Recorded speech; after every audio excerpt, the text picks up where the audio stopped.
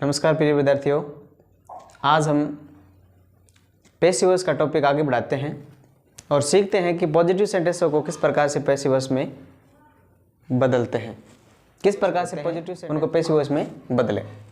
तो हमारा टॉपिक चल रहा था पैसिव वॉइस। पैसिव के अंदर जो वर्ब होगी, ये जो टॉपिक है वो 8वीं 9वीं 10वीं क्लास के लिए है। तो देखते हैं, उदाहरण लेते हैं और किस प्रकार से बनाएंगे। जैसे एक छोटा सा उदाहरण है, Ramu pledge cricket. Ramu cricket खेलता है। तो कोई भी सेंटेंस के अंदर अगर हमें ये पता लगाना हो कि इस सेंटेंस के अंदर ऑब्जेक्ट है या नहीं है, तो हमें वोट से प्रश्न बनाएंगे पॉजिटिव सेंटेंस का। तो वोट का जो उत्तर मिलता है, अगर पॉजिटिव सेंटेंस के अंदर वो शब्द है तो निश्चित रूप से उसके अंदर ऑब्जेक्ट होता है। जैसे Ramu place cricket, Ramu cricket खेलता है, तो इसका प्रश्न बनाएंगे क्या से, कि रामू क्या खेलता है, तो उत्तर आ रहा है क्रिकेट। इसका मतलब इससे सेंटेंस का पॉजिटिव पैसिव वॉइस से संभव है। तो मैंने ये बताया था कि subject plus verb plus object. Passive voice के अंदर ऑब्जेक्ट को सब्जेक्ट बना देते हैं और इससे सब्जेक्ट को क्या बनाएंगे, ऑब्जेक्ट, और थोड़ा सा बदलाव करेंगे वर्ब में, ठीक है ना। वर्ब एक्टिव में होगी तो पैसिव वॉइस के अंदर जो वर्ब होगी इसको पैसिव में बदलना है, इस प्रकार से। तो यहाँ पे देखते हैं, ऑब्जेक्ट को क्रम ये सब्जेक्ट बनाएंगे, क्रिकेट को इधर लेके आएंगे तो क्रिकेट, इस प्रकार से क्रिकेट। अब टेंस देखेंगे वर्ब का। वर्ब का टेंस है प्रेजेंट इंडेफिनिट टेंस का पॉजिटिव सेंटेंस है। पॉजिटिव सेंटेंस सीख रहे हैं हम। तो यहाँ पे कर्ता देखते हैं, कर्ता नया कर्ता एक वचन है, सिंगुलर है, इस प्रकार से। अगर सिंगुलर कर्ता है, मैंने अब कल बताया था, अगर आपको यहाँ पे क्रिया के रूप में वर्ब की फर्स्ट फॉर्म मिले, वर्ब की फर्स्ट फॉर्म के साथ एस या एस मिले, या फिर डू डज मिले और वर्ब की फर्स्ट फॉर्म मिले, तो आपको क्या लगा देना है, is are am plus verb की थर्ड फॉर्म लगा देना है, ठीक है। तो यहाँ पे क्रिकेट एक वचन करता है,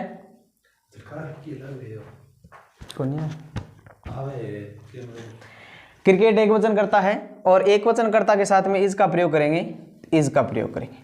उसके बाद में वर्ब की थर्ड फॉर्म। तो वर्ब ये है, वर्ब की थर्ड फॉर्म। अब नई वर्ब है, देखो प्ले लेंगे, प्लेज नहीं लेंगे, प्ले लेंगे। प्ले की थर्ड फॉर्म होती है प्लेड, तो यहाँ पे क्या लगाएंगे, प्लेड लगाएंगे, ठीक है। और इसके बाद में देखो, मैंने ये बताया था पॉजिटिव सेंटेंस में इसे कर्ता को बाई प्लस ऑब्जेक्ट लिखते हैं, ये ऑब्जेक्ट बन जाएगा, तो रामू, इस प्रकार से। तो ये पॉजिटिव सेंटेंस है कि इसका उदाहरण था कि रामू प्लेस क्रिकेट, और पैसिव इसके अंदर लिखते हैं तो cricket is played by Ramu. Ramu cricket खेलता है, क्रिकेट रामू के द्वारा खेली जाती है। इस प्रकार से हमें पॉजिटिव सेंटेंस के अंदर पैसिव वॉइस बनाते हैं। तो एक और उदाहरण देखते हैं।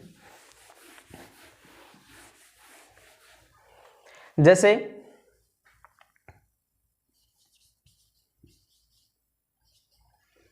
रामू रीड्स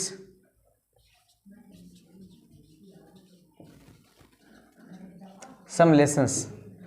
रामू कुछ लेसन पढ़ता है, इस प्रकार से। तो हम कर्ता को क्या बनाएंगे, कर्म, और कर्ता को कर्म को क्या बना देंगे, कर्ता बना देंगे। तो सम लेसन्स यानी लेसन के साथ में ये डिटरमाइनर जुड़ा है सम, तो इसके साथ में लिखेंगे। तो यहाँ पे इसको सब्जेक्ट बनाएंगे तो इधर ले आएंगे, क्योंकि हमारा जो सूत्र होता है किसी भी सेंटेंस बनाने का सूत्र ये होता है, यानी वर्ब से पहले क्या आता है, कर्ता आता है, और वर्ब के बाद में होता है ऑब्जेक्ट, ठीक है। तो देखो सम लेसन आ गया, इस प्रकार से। परीक्षा के अंदर इस प्रकार से, यानी ऑब्जेक्ट से पहले बहुत सारे डिटरमाइनर या फिर आर्टिकल जुड़े होते हैं, उनको साथ में ही लिखते हैं, ठीक है। तो सम लेसन। अब ये नया सब्जेक्ट आ गया। हम अब नया सब्जेक्ट को देखते हैं, तो कर्ता को देखते हैं, तो कुछ लेसन, तो एक वचन है या बहुवचन, तो देखने से पता लगता है कि ये क्या है, बहुवचन है, यानी प्लूरल है। तो इसके साथ में इज, आर, एम का प्रयोग करते हैं। तो बहुवचनकर्ता के साथ में किसका प्रयोग करेंगे? तो यहाँ देखते हैं हम जो सम लेसन्स है वो बहुवचन यानी प्लूरल सब्जेक्ट है। प्लूरल सब्जेक्ट के साथ में हम आर का प्रयोग कर लेंगे, आर का प्रयोग कर दिया। इसके बाद में वर्ब में थोड़ा सा बदलाव करना है। हमें क्या चाहिए? प्लस वर्ब की थर्ड फॉर्म। तो रीड की थर्ड फॉर्म चाहिए, तो रीड की थर्ड फॉर्म होती है रीड, ठीक है। और इसके बाद में बाई प्लस हमें यानी सब्जेक्ट को ऑब्जेक्ट बना देंगे, बाई के बाद में लिखेंगे तो रम, रमो। तो ये है। तो प्रिय विद्यार्थी पॉजिटिव सेंटेंस को इस प्रकार से एक्टिव वॉइस से पैसिव वॉइस के अंदर बदला जाता है। एक छोटा सा उदाहरण और देखते हैं।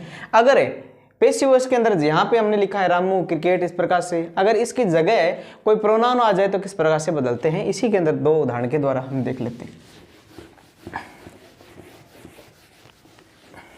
ये छोटे छोटे सेंटेंस हैं वो 10th क्लास के अंदर पूछे जाते हैं, 9th क्लास के अंदर, 8th क्लास के अंदर एक एक 2-2 नंबर के जो प्रश्न वाले जो टॉपिक में पूछे जाते हैं। तो इसको आप आराम से अभ्यास करें, बार बार अभ्यास करें, तब जा कर के हो पाएगा ये। देखिए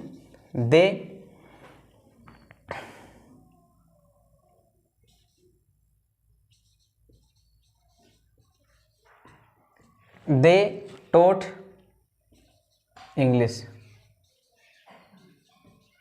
ठीक है। वे अंग्रेजी पढ़ाते हैं या उन्होंने अंग्रेजी पढ़ाया, सेकंड फॉर्म है यहाँ पे, ठीक है।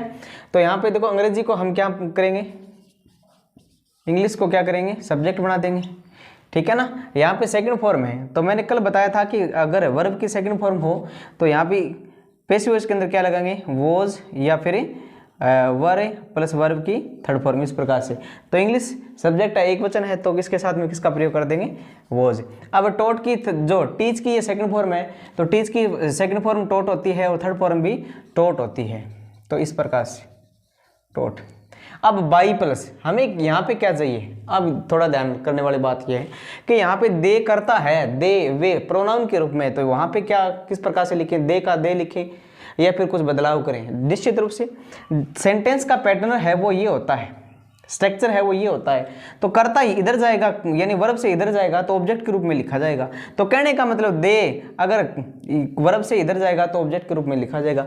तो दे का जो ऑब्जेक्टिव केस क्या होता है वो लिखते हैं, ठीक है ना। दे का ऑब्जेक्टिव केस होता है दय में, इस प्रकार से।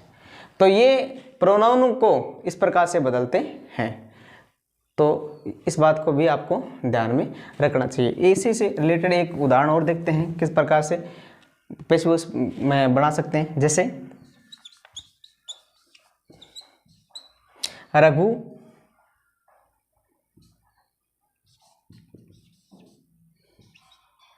किल्स मी, ठीक है ना, या हिम कर दो इसको। रघु उसको मारता है, ठीक है। तो हिम को यहाँ पे कर्ता बढ़ाएंगे, तो हिम का कर्ता होता है ही, ठीक है। यहाँ पे देखते हैं प्रेजेंट इंडेफिनिट टेंस का पॉजिटिव सेंटेंस है, ही एक वचन होता है, तो ही के साथ में क्या लगाएंगे, इज लगाएंगे। किल, किल की थर्ड फॉर्म चाहिए हमें, तो किल्ड हो जाएगी, he is killed by Raghu, इस प्रकार से। तो ये बेसिक सा नियम है, छोटा सा पॉजिटिव सेंटेंस इस प्रकार से पैसिव वॉइस के अंदर बदले जाते हैं। आई होप आपको समझ में आया होगा। छोटे छोटे सेंटेंसों को बनाना सीखें, नियमों को पढ़ें, रिवीजन करें और मिलते जुलते वाक्य खुद बनाने का अभ्यास करें, तब जा कर के ये टॉपिक क्लियर हो पाएगा। वीडियो देखने के लिए बहुत बहुत धन्यवाद। लाइक करें, शेयर करें और चैनल को सब्सक्राइब करें। Thank you very much.